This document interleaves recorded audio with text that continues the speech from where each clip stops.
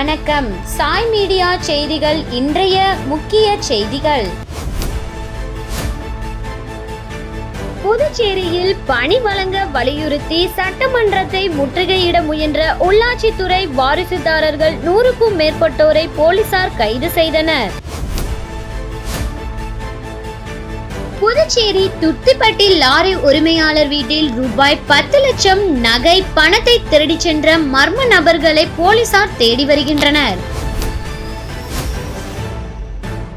புதுச்சேரியில் பணி வழங்க வலியுறுத்தி சட்டமன்றத்தை முற்றுகையிட முயன்ற உள்ளாட்சித்துறை வாரிசுதாரர்கள் 100க்கும் மேற்பட்டோரை போலீசார் கைது செய்தனர்.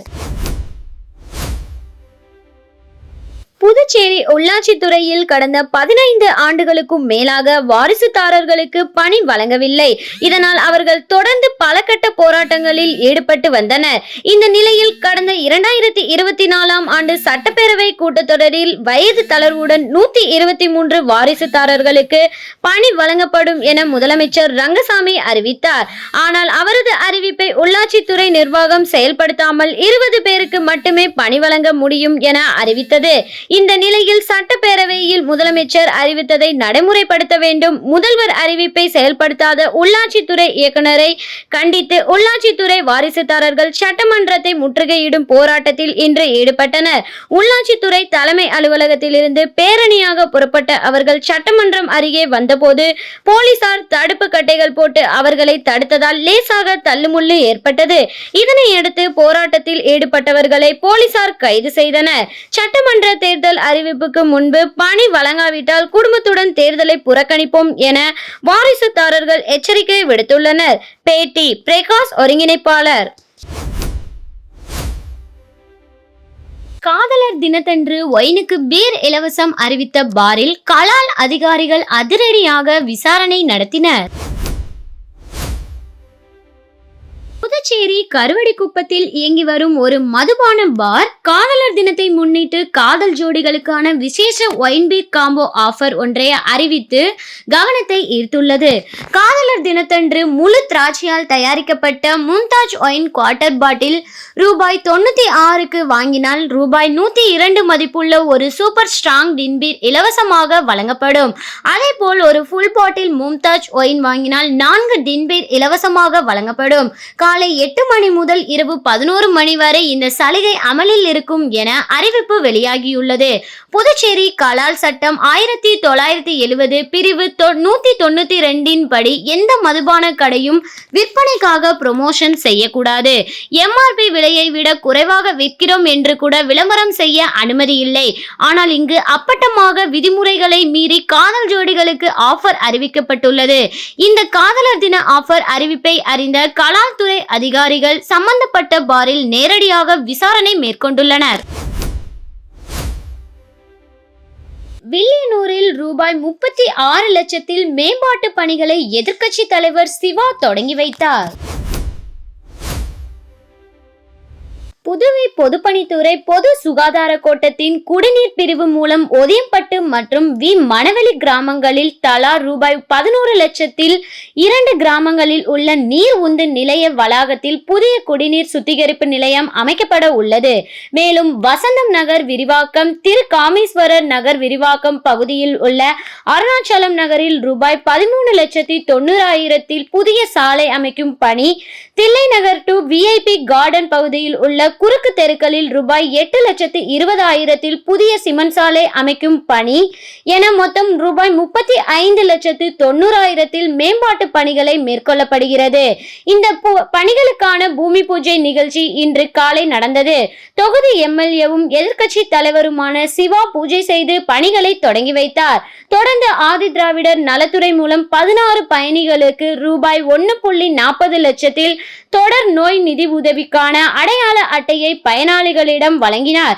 இந்த நிகழ்ச்சியில் துறை அதிகாரிகள், தொகுதி திமுக நிர்வாகிகள் உட்பட பலர் கலந்து கொண்டனர். காரைக்காலுக்கு வருகின்ற 14ஆம் தேதி வருகை தரும் உள்துறை அமைச்சர் அமித்ஷா காரைக்காலில் நடைபெறும் பிஜேபி பொதுக்கூட்டத்தில் கலந்து கொள்கிறார் என்று சபாநாயகர் செல்வம் தெரிவித்தார்.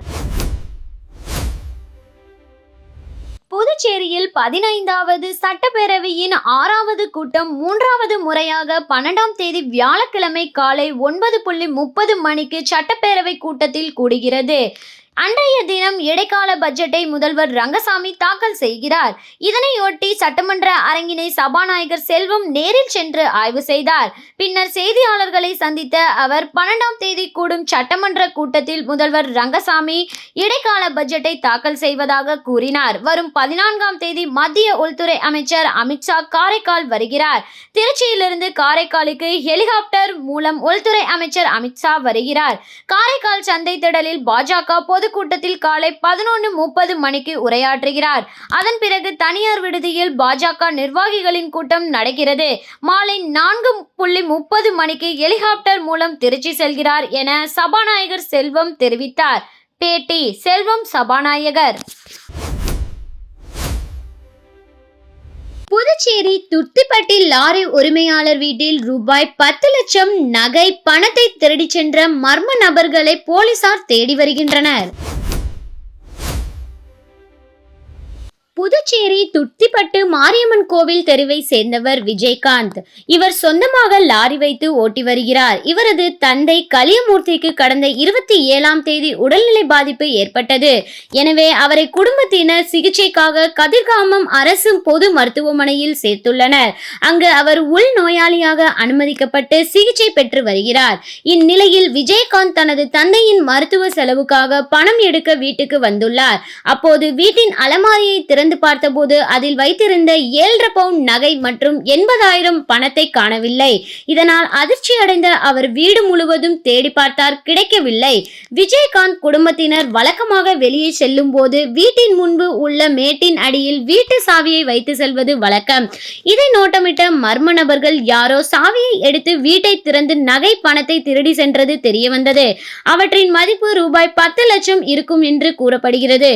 இது குறித்து அவர் சேதாரப்பட்டு காவல் நிலையத்தில் புகார் தெரிவித்தார். புகாரின் பேரில் சேதாரப்பட்டு போலீசார் வழக்கு பதிவு செய்து விசாரணை நடத்தி வருகின்றனர்.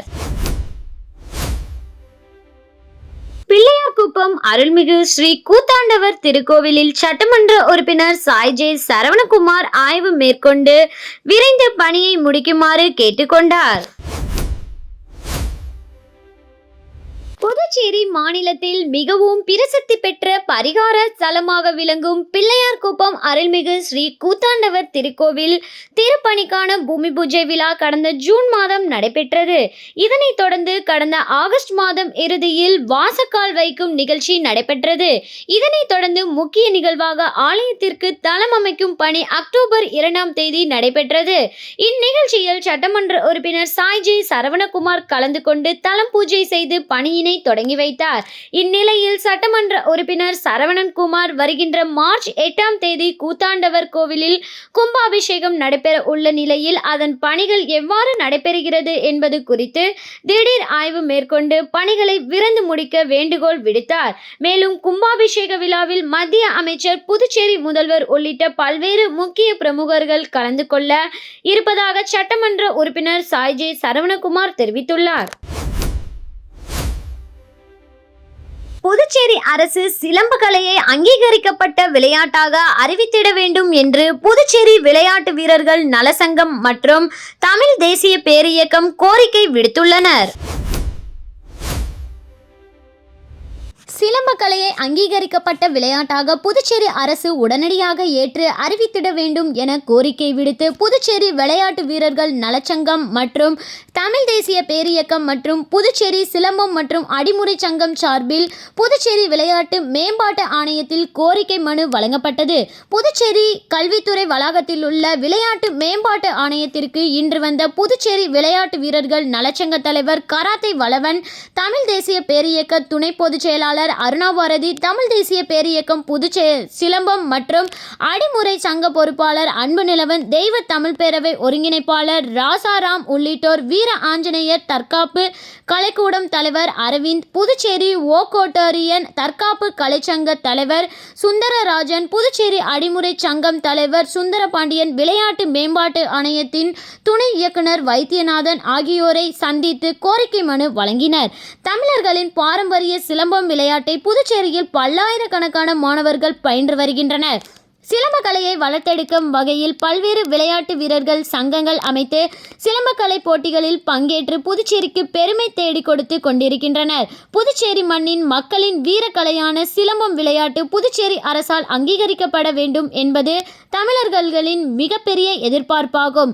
அதுபோல தமிழர்களின் தாயகமான புதுச்சேரியில் சிலம்பம் விளையாட்டுக்கு புதுச்சேரி அரசு அங்கீகாரம் செய்ய வேண்டும் என கோரி பல்வேறு அமைப்புகளுடனும் மாணவர்களுடனும் இணைந்து கடந்த 9/1/2026 அன்று புதுச்சேரியில் நாங்கள் கோரிக்கை ஆர்ப்பாட்டம் நடத்தியதையும் தங்கள் கவனத்திற்கு கொண்டு வருகிறோம்.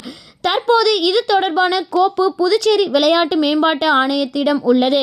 இதனை சரிபார்த்து விரைவில் சிலம்பக்கலைக்கு உரிய அங்கீகாரம் வழங்கி இந்த கல்வியாண்டிலேயே மாணவர்களுக்கு இடஒதுக்கீடு உள்ளிட்ட சலுகைகள் பெற்றிட தாங்கள் விரைந்து நடவடிக்கை எடுக்க வேண்டும் என கேட்டுக்கொள்கிறோம் என்று அம்மனுவில் தெரிவிக்கப்பட்டிருந்தது.